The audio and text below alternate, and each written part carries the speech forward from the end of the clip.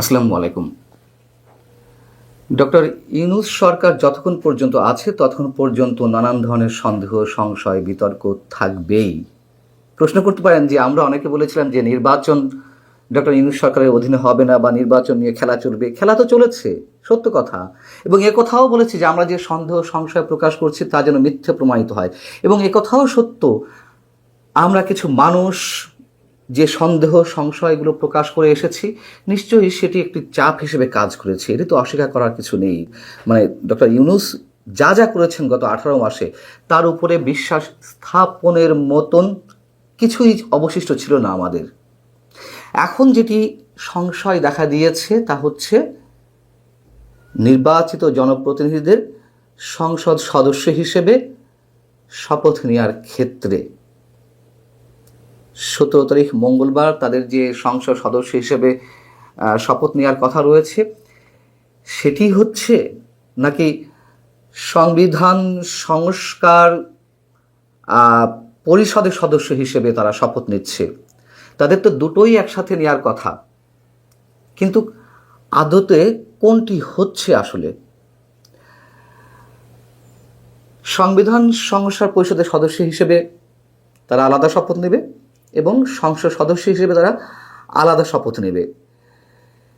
কিন্তু শেষ পর্যন্ত বিএনপি যা বলছে, নানান সূত্র থেকে যেটি জানা যাচ্ছে, তারা মনে করছে বিদ্যমান সংবিধানে যা আছে সেটা অনুসরণ করাই যৌক্তিক। বিদ্যমান সংবিধানে শুধু সংসদ সদস্যদের শপথের কথা বলা আছে, সংবিধান সংস্কার পরিষদ বা এ ধরনের কিছু নেই। যদি সংবিধানে কখনো এটি ধারণ করা হয় তখন এরকম শপথের বিষয়টি আসবে। বিএনপির এই বক্তব্যটি অনেকে মনে করতে পারেন যে এটি তাদের মন গড়া, বা যেহেতু তারা 2/3 আসনে সংসদ সদস্য হিসেবে সংখ্যাগরিষ্ঠতা পেয়েছে, সেক্ষেত্রে তারা কথা উল্টে দিচ্ছে। না, এটাই সংবিধান সম্মত কথা। এখন জুলাই জাতীয় সনদ বাস্তবায়নের আদেশের আইনি ভিত্তি নিয়েও বিএনপি প্রথমে প্রশ্ন তৈরি করেছিল, প্রশ্ন তুলেছিল। গণভোটে যে হ্যাঁ জয়যুক্ত হলো সেটি নিয়েও নানান ধরনের বিতর্ক রয়েছে।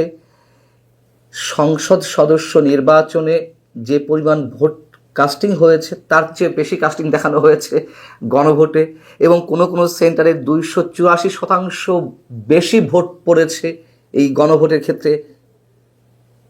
এইগুলো তো আর কোনো মন গড়া কথা নয় আমাদের, এগুলো তো ভিত্তি রয়েছে, প্রমাণ রয়েছে।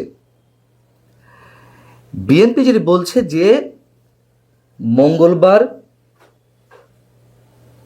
দলীয় যে 209 জন সংসদ সদস্য নির্বাচিত হয়েছেন এবং তাদের মিত্র দলের 3 জন সংসদ সদস্য হিসেবে মোট 212 জন সংসদ সদস্য হিসেবে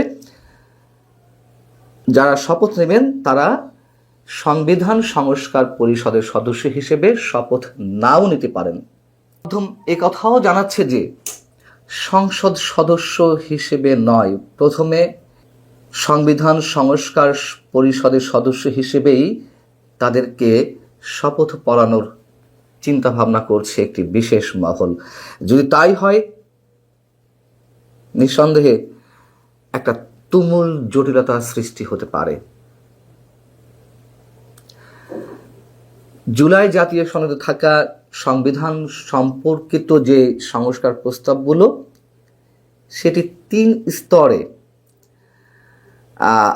বাস্তবায়ন হওয়ার কথা, এবং এসব প্রক্রিয়ার সঙ্গে বিএনপি প্রথম থেকেই দ্বিমত পোষণ করে আসছে।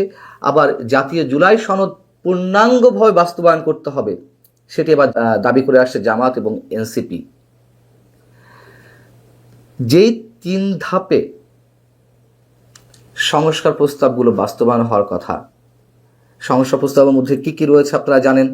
84টি সংস্কার প্রস্তাবের মধ্যে রয়েছে, তার মধ্যে 48টি হচ্ছে সংবিধান সম্পর্কিত, এবং এর মধ্যে যে প্রস্তাবগুলো রয়েছে তার মধ্যে প্রধানমন্ত্রীর একচ্ছত্র ক্ষমতা কমিয়ে রাষ্ট্রপতির ক্ষমতা কিছুটা বাড়ানো, কিছু গুরুত্বপূর্ণ কমিশনের সদস্য প্রধানদের নিয়োগ দিবেন রাষ্ট্রপতি, আইনসভা দ্বিকক্ষ বিশিষ্ট হবে, এরকম নানান ধরনের সংস্কার প্রস্তাব।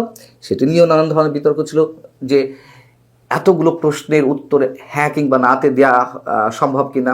যাই হোক, গণভোট তো হয়েছে।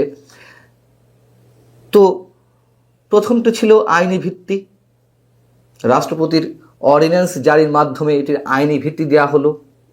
দ্বিতীয়টি ছিল গণভোট অনুষ্ঠিত হওয়া, যদিও আদৌ এইভাবে গণভোট অনুষ্ঠিত করা হয় কিনা, করা সম্ভব কিনা সেটি নিয়েও নানান ধরনের বিতর্ক রয়েছে, যে এই বিষয়ে সিদ্ধান্ত নেবে তো সংসদ। রাষ্ট্রপতি অর্ডিন্যান্স জারির মাধ্যমে গণভোটের কথা বলতে পারেন না, রাষ্ট্রপতিকে তো চাপ দিয়ে করানো হয়েছে, এটা তো সত্য কথা। তো এখন তৃতীয় ধাপে যেটি বাকি আছে সেটি হচ্ছে সংবিধান সংস্কার পরিষদ প্রথম 6 মাস তারা কাজ করবে এক্ষেত্রে। আচ্ছা, সংবিধান সংস্কার করার জন্য তো হ্যাঁ না ভোটের প্রয়োজন হয় না, খুবই কমন সেন্সের বিষয়। সংবিধান সংস্কার তো সারা বছরই চলতে পারে সংখ্যাগরিষ্ঠতার মতামতের ভিত্তিতে, এবং এখন তো 2/3 আসনে বিএনপি জয়লাভ করেছে। তার জন্য আবার এই সংবিধান সংস্কার পরিষদের কি প্রয়োজন আছে? এটি কে বোঝাবে? এইসব উদ্ভট সব প্রস্তাব, উদ্ভট সব মানে যেসব কথাবার্তা তা আসছে, যে ডক্টর আলী রিয়াজ নামে একজন অধ্যাপক আছেন, তার কথিত উর্বর মস্তিষ্ক প্রসূত এইসব কথাবার্তা বেরিয়ে হয়ে আসছে। এবং এই কাজগুলো যে পেছন থেকে জামাত এবং এনসিপি করাচ্ছে তা নিয়ে তো কারো সন্দেহ নেই।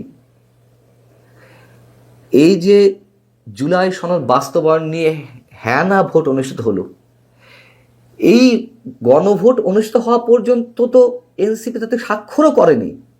তারা এই যে একটু আগে গেল নাকি বঙ্গভবনে এই জুলাই সনদে স্বাক্ষর করার জন্য, তার মানেটা কি? কি হচ্ছে?